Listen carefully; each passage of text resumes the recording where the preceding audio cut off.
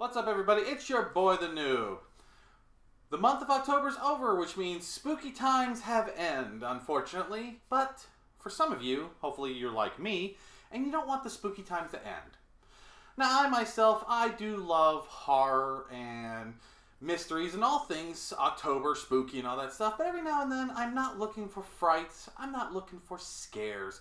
I'm actually looking for something a little more wholesome in the ghost kind of genre. Think Casper the Friendly Ghost, but not quite to where I'm questioning why Archie Comics used the same figure from Richie Rich for Casper the Ghost. Don't think I didn't notice. Today I wanted to bring you a manga that I have found that has got a ghost in it, but is probably one of the most wholesome ghosts that you will ever find.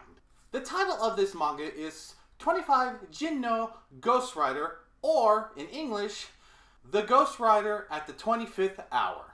This story follows your main character, who is a very young published writer. His name is Higurashi Sugame. When he was younger, he used to live with his family in a very large house, a mom, a dad, a brother, him, and a live-in maid. When he was younger, though, unfortunately an accident happened at the house, setting it on fire. And in the process, he lost both his mom, his father, and unfortunately the maid, who, even though he was a kid, was pretty much in love with.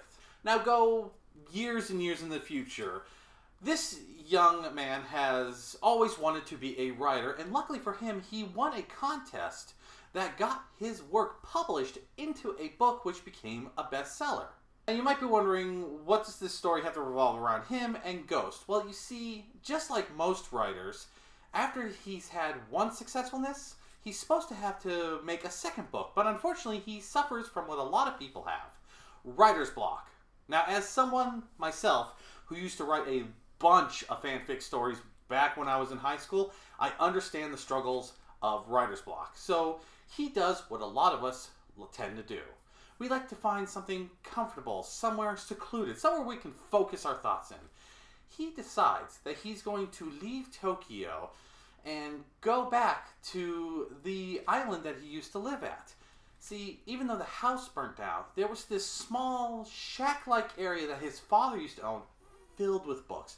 Still standing, still basically a tiny home. So he decides to go back and live there. Now, the thing is, his editor, which is like a big sister, she really was arguing against this. She was like, no, you should stay in Tokyo, you should not be alone, you should get really on that book. But he's like, no, I want to go back, I want to feel comfortable and all that. So he goes back to this tiny home.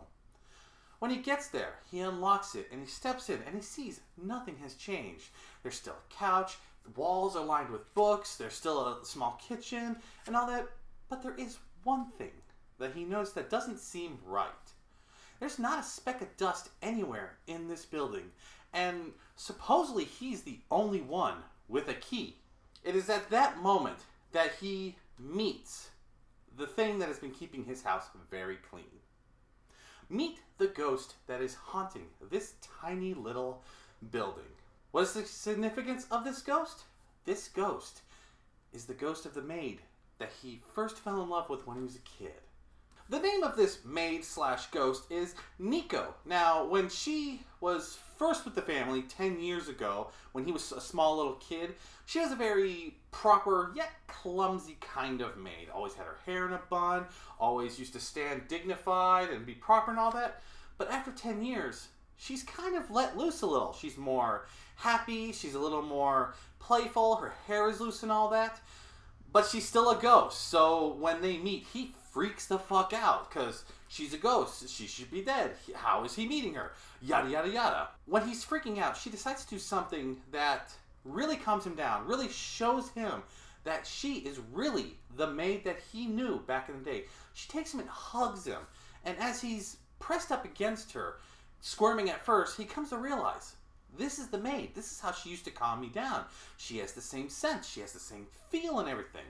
It is at the moment that he comes to realize he's just been reintroduced to his first love. Now, of course, she's still a ghost. The main boy, he is still kind of freaking out because this is a ghost, this means this place is haunted, so he decides that he shouldn't be staying there, especially since she's a girl and he's a boy, and he starts to get ready to leave. But Nico has been alone for 10 years now, so she kind of freaks out and she begs him to stay.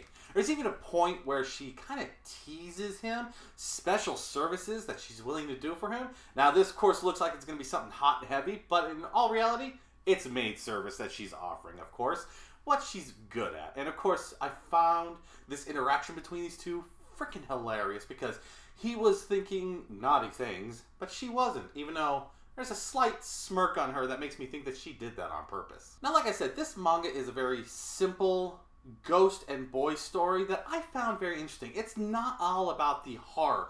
It's not about the, ooh, she's a ghost. No. If you took out the fact that she's a ghost, it's literally a young man being reintroduced to his first love and living with her as they enjoy their lives. Now, I'm talking wholesome styles of life. Cooking together, watching the stars together, having her welcome him home when she's gone, him out making friends. It is just a wholesome, simple manga about a boy and a girl, but with the fact that the girl is a ghost. Now, of course, there are other characters that you do get introduced in this manga. Of course, there's the big sister type of the editor that works with him. There's the stoic brother who feels guilty and doesn't want to meet his brother because he feels that thanks to him, the maid died.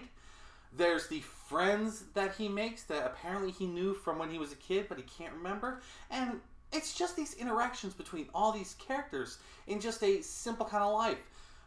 The main character, he's trying his best to get over this writer's block, to come out with a new story, to meet the demands of the editors and the fans. And you have Nico, the maid, who is just a loving maid. She wants to take care of the house. She wants to take care of her master. And every now and then you can see she kind of gets a little jealous when, like, the big sister editor or the one friend that's a girl that comes over. So maybe there's a little love interest there, but I kind of hope there is because I find these two adorable together. Now, this was a simple kind of manga, something that could be enjoyed even when it's not the spooky time of the year, but I think it's something that if you like those slice of life stories with just a dash of supernatural, I think you all would enjoy this manga. And it's a quick read. There's only about, I think it was a dozen chapters out right now, but if this could go on further, I think it'll be an enjoyable story because I want to know, why is Nico around? Is she waiting for him for a reason? And supposedly there's a promise that he made to her that I want to know what it is. And I can't wait to find out what this promise could mean. Well, folks, I'm the Noob. Thank you for joining me. Sorry about not getting anything last week. There was construction going around my house, and I got a new computer, so I decided to wait until everything was done. But I'm going to get right back to the recordings, and hopefully, if we're lucky, maybe some streaming, which I'll tell you if I do or not. I thank you for joining me. I hope you enjoyed this manga. Is there any mangas that have a spooky feel to them that you think I should read and maybe talk about? Let me know in the comments below. Anyways, folks, I'm the Noob. Thank you for joining me, and I hope y'all have a good day. See ya.